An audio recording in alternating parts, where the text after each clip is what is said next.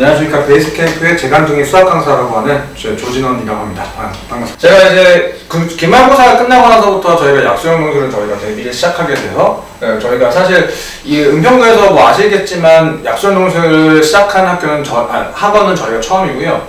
제가 바톤을 이어받아서 이제 지금 시작하게 돼서 어떻게 조금 진행이 되고 약수형 논술이 뭔지 이제 그리고 보는 학교들이 어딘지 그리고 아시다시피 지금 올해부터 국민대가 신설로 들어오게 되었죠. 그래서 어떻게 전략적으로 하면 되는지를 간단하게 말씀드리고 이제 저는 퇴장하도록 하겠습니다. 일단 간단하게 오늘 약수형 논술부터 먼저 말씀드릴게요. 뭐 논술을 좀 들어보셨을 거잖아요. 수리 논술이 있는데 그 수리 논술과는 좀 다르고요. 기본적으로 이제 EBS 수능 연계교재를 기반으로 해가지고 이제 이런 문제들을 풀어감에 있어서 교육과정 내에서 그냥 크게 벗어나지 않는 수준. 그래서 우리 친구들이 예를 들면 학교 내신에서 서술형 2번, 3번 정도 되는 난이도의 문제들을 정확하게 써서 풀 수 있는지를 물어보는 류입니다. 그래서 난이도를 보게 되면은 수능특강 레벨 2 문제, 수능특강 레벨 2, 그리고 수능완성 중난이도 문제. 그러니까 이제 아마 수능완성이라는 교재를 보시게 되면요, 문제가 총 한 페이지에 4문제가 깔려 있습니다.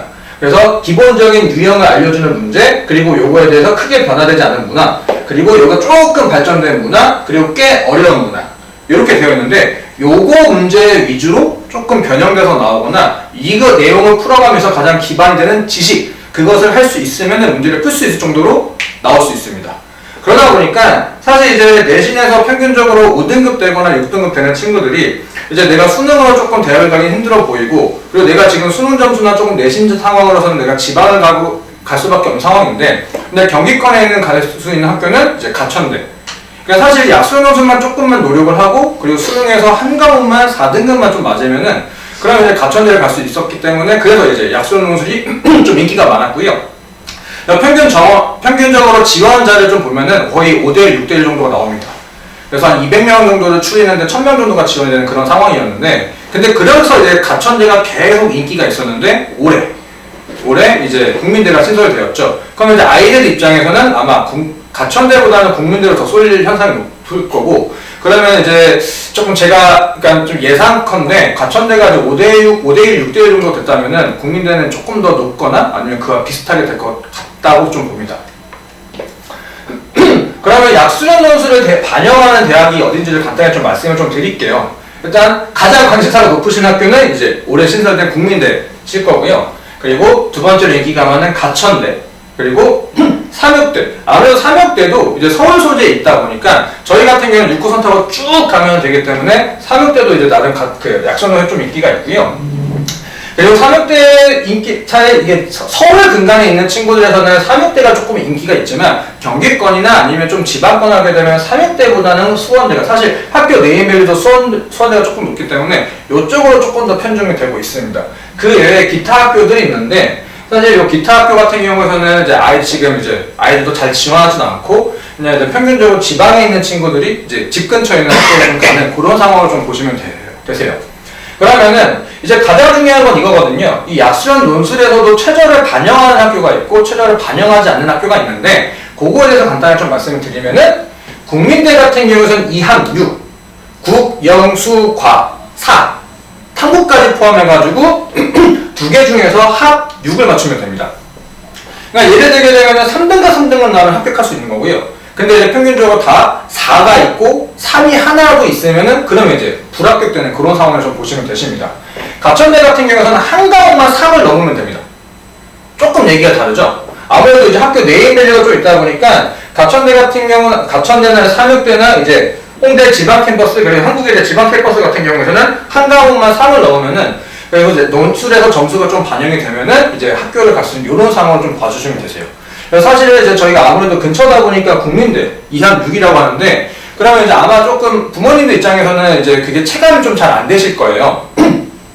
평균적으로 이제 아이들이 웬만해서는 영어 같은 경우는 4등급 정도는 거의 다 맞고요.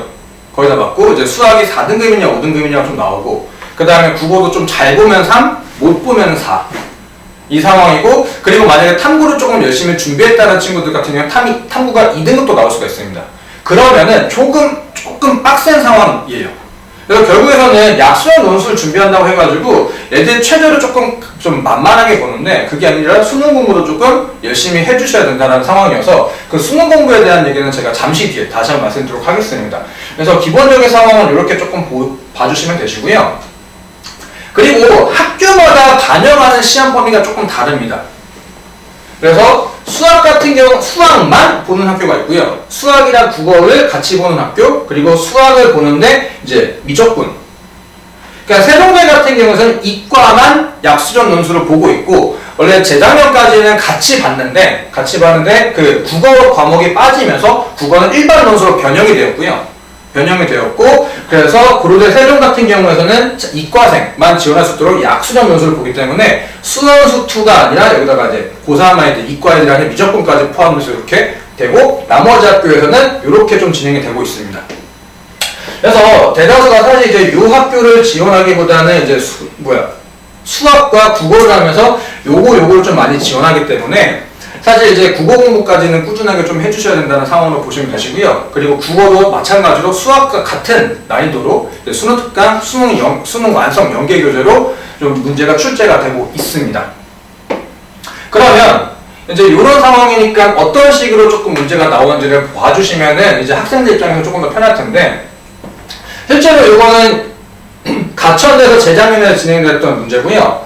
보시게 되면은 이제 우리 친구 같은 경우는 이게 요 3차 함수와 요 무리 함수가 그래서 만나는 점의 삼각형 넓이를 물어보는 문제인데 사실 요 같은 경우 수능 특강에서 변형 문제. 그래서 레벨 2의 2번 문제를 좀 변형한 거고요. 요거 같은 경우는 내신을 기준하게 되면은 1번, 2번, 3번, 4번 정도 되는 그 정도 난이도. 그러니까 크게 못 풀 정도는 아니죠. 근데 중요한 건 뭐냐면은 아이들이 문제를 풀에 있어가지고 난이도가 그렇게 높지가 않아요. 높지가 않은데 이게 지원자가 많다 보니까 결국 변별을 주기 위해서 가장 중요한 건 뭐냐면 얼마나 꼼꼼하게 쓰고 내가 답을 맞추냐 못 맞추냐가 제일 중요합니다. 이 문제 같은 경우에는 이제 수능 완성, 고해 이제 재작년에 발행된 수능 완성에서 딱 보셔도 크게 차이가 없으시죠.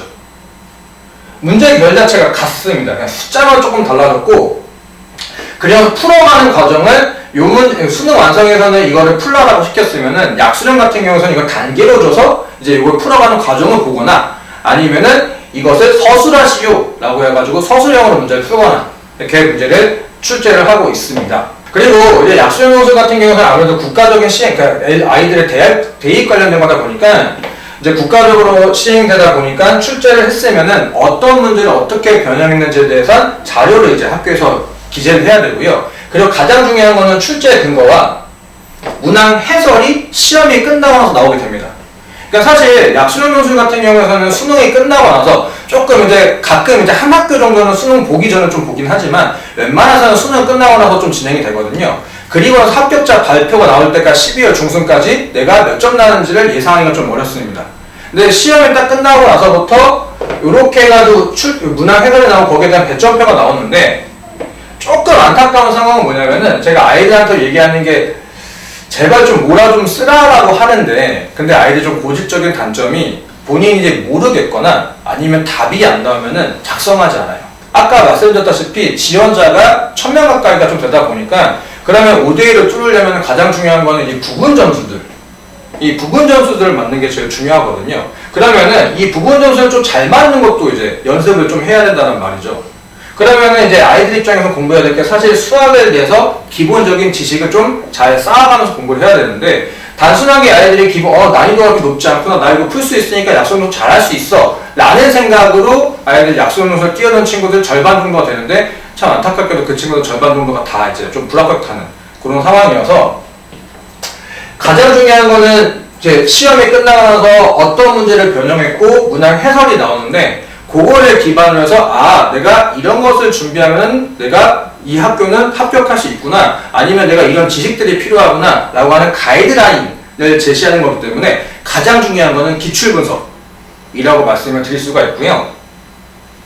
그래서 그 기출분석을 토대로 해가지고 어떻게 저희가 좀 준비를 하고 있냐면은 사실 약수령 논술을 준비한다는 친구들 대다수가 이제 모의고사 등급을 따지게 되면 4등급, 5등급, 그 내신으로 치면은 4등급, 5등급 되는 친구들이어서 개념이 많이 부족합니다. 사실 아까 말씀드렸다시피 약수령 논술 같은 경우에는 이 부분 점수들이 이제 나의 등락을 결정하는 거기 때문에 얼마나 내가 거기는 지식들이 정말 탄탄하게 외우고 있고 그걸 내가 꾸준하게 잘 갖고 있는지를 결정하는 거기 때문에 이제 개념 공부를 다시 한번 좀 진행이 됩니다. 학생들 입장에서는 개념 공부를 다시 한다고 하면은 지금 내가 이거 이렇게 하는 게 맞나? 나 그래도 기본적인 내용 아는데 문제 푸는 게 맞지 않나라고 생각하는데 사실 이 개념 공부가 어떻게 진행이 되냐면요. 수능이나 이제 약수련 논술에서는 고등학교에서 배운 모든 개념이 다 나오지가 않습니다. 모든 개념이 다 나오지 않고 수능을 기반으로 수능 특강과 수능 완성에서 나오는 문제들을 기반으로 문제가 되기 때문에 이게 우리 친구들이 고등학교 1, 2학년, 3학년 때 그때 내신을 잘 보기 위해서 배웠던 개념들 중에서 몇 가지는 빠질 건 빠진다 이거죠. 가장 대표적인 게 아시겠지만 상용론문. 고등학교 2학년 때 상용론문 할 때 막 원리합계라는 것도 하고 막 그리고 뭐 일하는 것을 30번 곱하는데 그럼 몇 자리 숫자가 되는 거고 맨 앞에 어쩌면 그런 거 나오는 것들은 하나도 나오지 않고요. 그래서 내용을 핵심만 추리면은 사실 아이들이 생각했을 때 내가 이걸 다 해야 된다가 아니라 절반 정도 내용은 좀 빠집니다. 근데 그러면 그 절반 정도 빠진다고 해서 부담을 주는 게 아니라 그 절반은 나머지를 어떻게 채워야 되냐? 굉장히 꼼꼼하게 채워야 됩니다. 말씀드렸다시피 결국 부분 점수에 나의 등락을 결정하는 거기 때문에 지식이 탄탄하고 그것을 오래 가져가야 되려면은 내가 물었던 개념을 탁 물어봤을 때 본인이 어느 정도 많이 나올 수 있을 정도까지는 체득이 되어 있어야 돼요. 제가 이제 저 친구를 수업하고 있어가지고 미안하긴 한데 준호야 이분계수 정의가 뭐야? 라고 이렇게 물어봤을 때 이게 즉각적으로 나올 정도까지는 돼야 된다 이거죠. 많은 개념이 나오는 게 아니라 나오는 것들만 나오기 때문에 이제 어느 순간 툭 찌르면 툭 나올 수 있게끔 그 정도는 개념을 공부해야 된다 라고 말씀을 좀 드리고요. 그래서 그 시간 7월달 동안 8월달 동안 그렇게 개념을 정리하면서 개념 위주의 문제만 좀 풉니다. 개념 위주의 문제라고 하는 것은 수능 특강 레벨 1, 레벨 2 그리고 모의고사 3점짜리 문제들 그렇게 문제들을 풀어가면서 단순하게 푸는 것뿐만이 아니라 그 문제를 서술형을 풀어서 제가 이제 앞에서 1대1로 말로 설명을 좀 시킵니다. 그렇게 해서 7월, 8월 달은 개념 위주의 좀 수업이 진행되고요. 그리고 보셨던 것처럼 이제 8월 때부터, 9월 때부터는 기출을 풀어가면서 실제로 서술형을 어떻게 쓰는지 그리고 거기에 대한 점수들이 어떻게 나오는지 그래서 학교에서 제시한 점수표가 있기 때문에 그거를 근간으로 해가지고 채점을 하고요. 그리고 그 외에 과제 같은 경우도 그 문제와 비슷한 것들로만 출제를 하고 그것들을 아이들이 얼마만큼 잘 썼는지 그래서 그거를 제가 하나씩 일일이 첨삭을 하면서 뭐가 부족한지 뭐가 틀렸는지 어떤 것들을 개선해야 될지 그런 것도 1대1로 첨삭을 하면서 이제 9월, 10월 달에 보내게 되고요.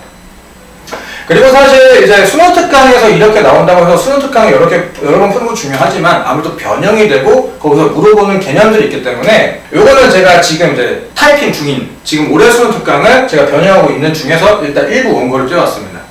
사실 이제 수능 특강이 좀 나온 순간부터 제가 이제 꾸준하게 좀 바꾸고요. 이제 전문화를 사실 레벨 1, 레벨 3까지는 레벨 3 같은 게 나오지가 않고 레벨 1은 문제가 너무 평이하기 때문에 레벨 2의 전문화는 사실 근데 전문화이랑 좀 많아 보이는데 사실 그렇게 많지 않습니다. 수능 터치면 70문제밖에 안 돼가지고 사실 조금 힘들긴 하지만 그 70문제를 전체를 다 제가 변형을 해서 이제 요것들을 서술형으로 첨삭을 시키게끔 해서 이제 10월 달부터 즉각적인 파이널 준비를 좀 하고 있습니다.